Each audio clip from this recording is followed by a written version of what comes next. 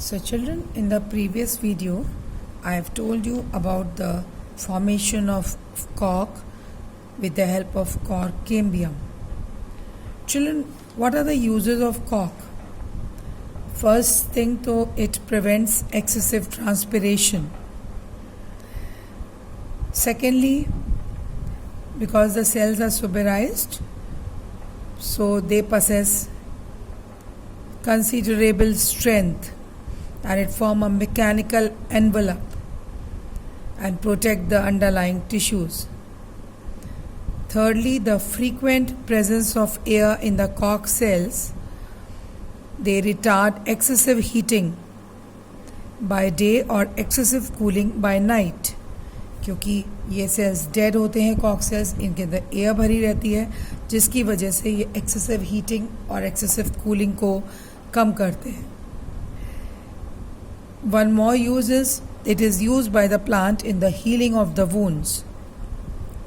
And children, the waste materials which are present in the walls or the cavity of these cork cells, they are antiseptic, and as such cork prevents the various parasites to cause damage in the living tissues inside the stem. So all these are the functions of cork. Now children, the next topic is bark, B-A-R-K. Children, already I have told you that phloem or cork, phloem or cork cambium, and phyloderm or secondary cortex. Together these three, they form periderm. And the non-technical term for periderm, it is called as bark.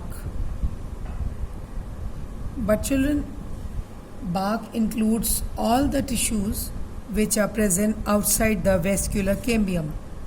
मतलब vascular cambium के बाहर जितने भी tissues होते हैं collectively they are called as bark.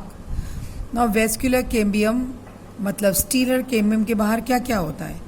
Stellar cambium के बाहर secondary phloem होता है, primary phloem के patches होते हैं, then this is cortex होता है, and then पेरिडर्म होता है. पेरिडर्म मतलब वे सेकेंडरी कॉर्टेक्स, फेलोजन और कॉर्क केम्बियम एंड फेलम और कॉर्क, एंड रप्चर्ड एपिडर्मिस होती है.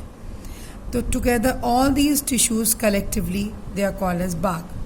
मतलब vascular cambium, secondary phloem, primary phloem, cortex, periderm and ruptured epidermis, all these tissues together they are collectively called as bark.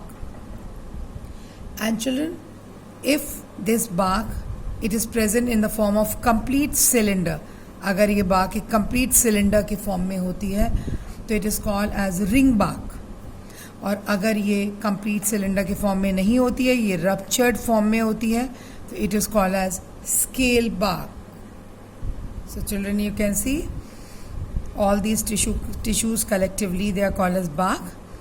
और जब ये bark एक complete ring बनाती है या एक complete cylinder बनाती है, it is called as ring bark. और जब ये ruptured होती है, it is called as scale bark. Now children, I have shown at one place some free space without any tissue here. Like this, there are many spaces are present in the dicot stem which has undergone secondary growth. In free spaces or pores को बोलते हैं lenticels. These are permanently open pores and they behave like the stomata only, which help in the gaseous exchange in the dicot stem.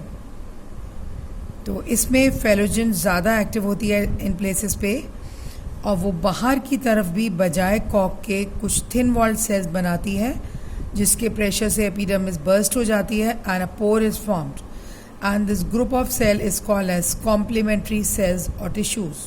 और ये जो permanently open pore बन जाता है, it is called as lenticels. Like this, many lenticels are present in the dicot stem जिसमें secondary growth हो चुकी है.